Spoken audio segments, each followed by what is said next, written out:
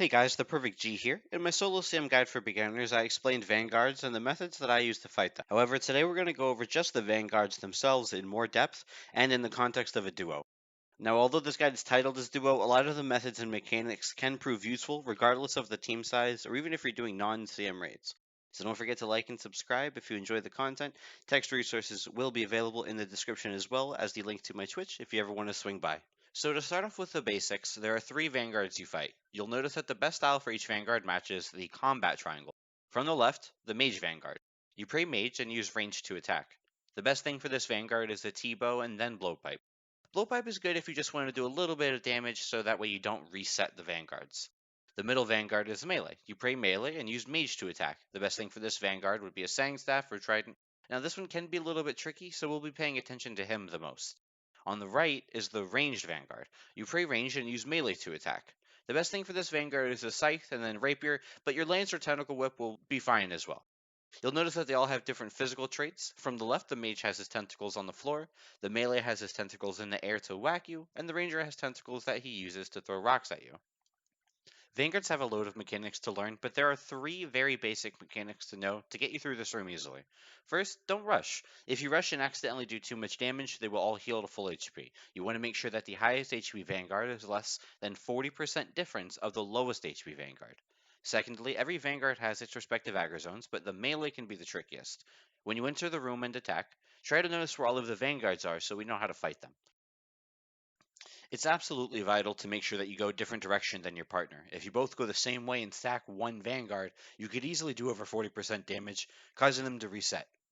You can do 3 hits upon entering the Vanguard room, and just, again, try to notice immediately where the melee spawns so we know how we're going to fight the Vanguards. In the spot I'm in, I can safely attack multiple Vanguards and help my teammate from afar who's kind of trapped handling whatever Vanguard comes his way. Notice after 3 attacks from my partner, the melee Vanguard will then begin to wander if he doesn't have a target. So he steps in front of the Vanguard to prevent it from targeting me. Pay attention to how this melee Vanguard reacts when I hit him from the southern line. Because he spawned north, he'll be pushed in the direction opposite my attack. My partner was saved by the shuffle of the Vanguards. Upon entering the room, I chose to go southeast this time. If you start the Ranger, you can just step under if you're taking too much damage or doing too much damage. And if you find yourself in the same corner, just remember that you both have to stand under the ranged Vanguard to prevent it from attacking.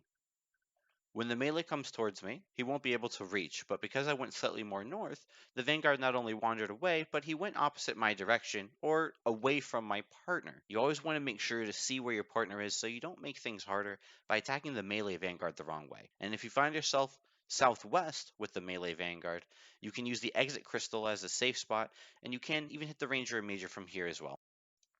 However, when the melee spawns southeast, he won't be able to reach you from the west. In everything so far, we've noticed the simple mechanics to beating the boss. Step under the ranger to mitigate damage, save spot the meleeer, and save mage for last since he does the quickest with T-bows on the team. But what if one Vanguard is high HP and far away? If you're at the ranger, step under. The mage is the easiest to protect against, and then melee for a cheeky hit before they shuffle.